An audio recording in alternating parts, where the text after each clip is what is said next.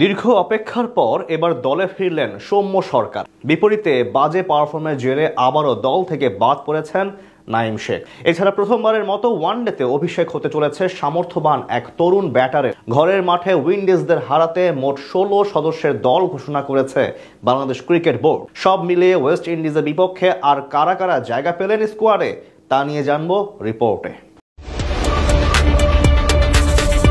West ইন্ডিজের বিপক্ষে রঙিন পোশাকে এই সুযোগ অনেকের জন্য স্বপ্নের মতো, কেউ বা বাদ পড়ে পাবেন শেখার সুযোগ। বাংলাদেশ ক্রিকেট বোর্ড ঘোষণা করেছে 18 তারিখ থেকে শুরু হতে যাওয়া ওয়ানডে সিরিজের স্কোয়াড।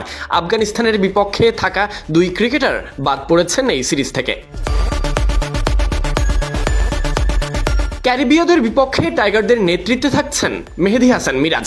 বাংলাদেশের এই ওয়ানডে দলে তানজিদ হাসান তামিম, সৌম্য সরকার, মোহাম্মদ সাইফ হাসান, নাজমুল হোসেন শান্তকে নিয়ে টপ অর্ডার। দলের মিডল অর্ডারে থাকছেন তাওহিদ হৃদয়, মাহিদুল ইসলাম অঙ্কন, জাকির আলী অনিক, শামীম হোসেন, কাজী নুরুল হাসান সোহান, রিশাদ হোসেন, তানভীর ইসলাম এবং পেস ইউনিটে নেতা হিসেবে থাকছেন তাসকিন আহমেদ, মুস্তাফিজুর রহমান।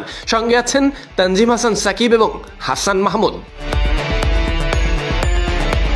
ওয়েস্ট ইন্ডিজের বিপক্ষে 3 ম্যাচের ওয়ানডে সিরিজ অনুষ্ঠিত হবে মিরপুর শেরেবাংলা জাতীয় ক্রিকেট স্টেডিয়ামে।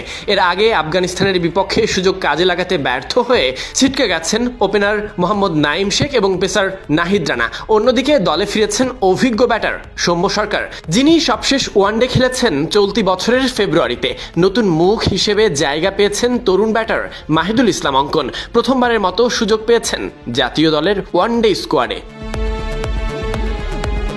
মরুর বুকে ভালো মন্দ সময় কাটিয়ে দেশে ফিরেছেন টাইগাররা। গতরাতে ফ্লাইটে ফেরার পর বিমানবন্দরে শুনতে হয়েছে সমালোচনা আর সমর্থকদের দুয়ধ্বনি। তবে সবকিছুর ঊর্ধ্বে এখন একটাই লক্ষ্য, সামনে তাকানো, নিজেদের নতুনভাবে গুছিয়ে নেওয়া। ঠিক সেই মানসিকতা নিয়েই শুরু হচ্ছে ওয়েস্ট ইন্ডিজের বিপক্ষে 3 ম্যাচের ওয়ানডে সিরিজ। মরুর বুকের ব্যর্থতা ভুলে এখন ঘরের মাঠে নতুন আশার আলো জ্বালাতে চাইবে মিরাজের দল।